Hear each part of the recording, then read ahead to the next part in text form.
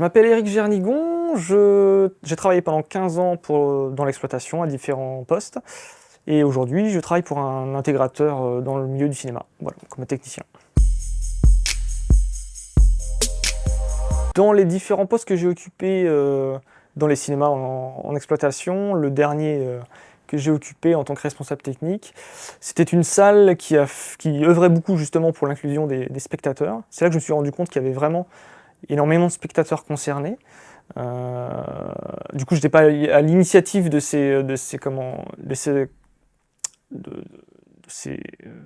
j'étais pas à l'initiative, voilà, de tout ça, mais ça m'a apporté beaucoup, énormément. C'est là que j'ai compris qu'il y avait vraiment un manque au niveau accessibilité pour ces spectateurs.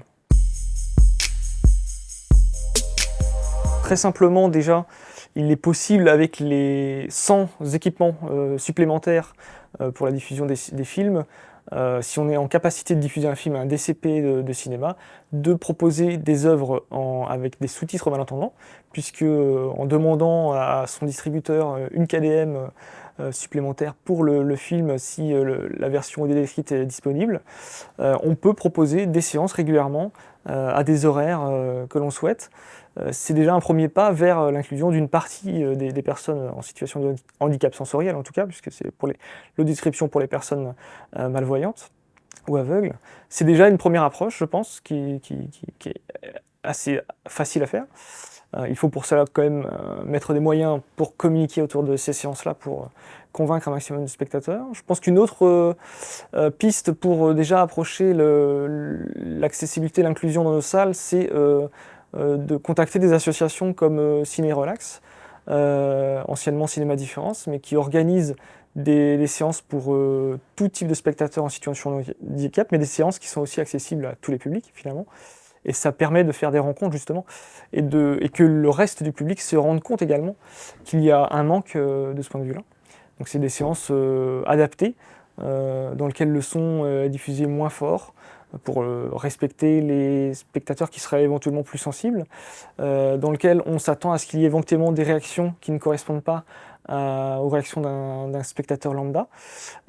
Et ça permet également, voilà, de se faire confronter les publics, c'est assez intéressant. Et en plus, cette association-là, Ciné Relax, ils sont formés pour accueillir tous les publics. Ils peuvent même apporter des réponses aux équipes de cinéma qui n'ont jamais fait ce type de séance.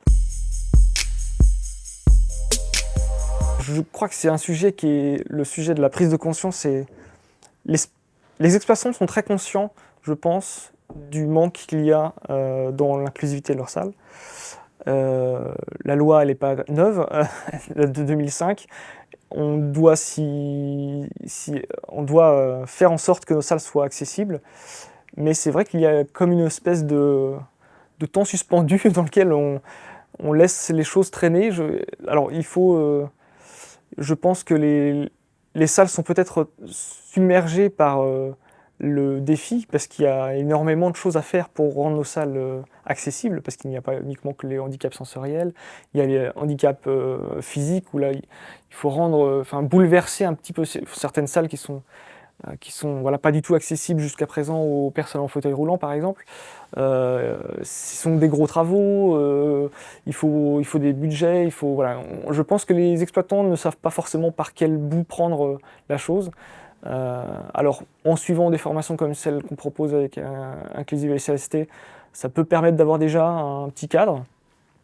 Il y a également le registre d'accessibilité des publics, qui peut permettre également, en visualisant sur le papier les différents éléments qu'on doit mettre en place, de se faire un schéma, un cadre, voilà, dans lequel, pour avoir les idées claires et savoir comment prendre les choses, quoi. Toujours dans l'idée, voilà, que l'inclusivité dans les cinémas avance. Il faut que chacun y mette sa pierre. Aujourd'hui, je travaille pour un intégrateur et on vend certaines solutions. On ne vend pas tout, on vend certaines solutions, et je pense que voilà, il faut en parler, il faut évoquer ces différentes solutions qui sont à la disposition des salles pour permettre que tout le monde puisse aller au cinéma dans une idée de confort et d'inclusivité. Voilà. La formation inclusive est une très bonne approche elle se fait sur plusieurs modules, donc moi j'interviens sur le module technique uniquement, et ça permet justement que le personnel des cinémas ait conscience des différents enjeux. Donc j'ai souhaité un peu apporter ma pierre à l'édifice en évoquant les différentes technologies qui existent. Et c'est ça qui m'a convaincu vraiment d'intervenir dans cette formation.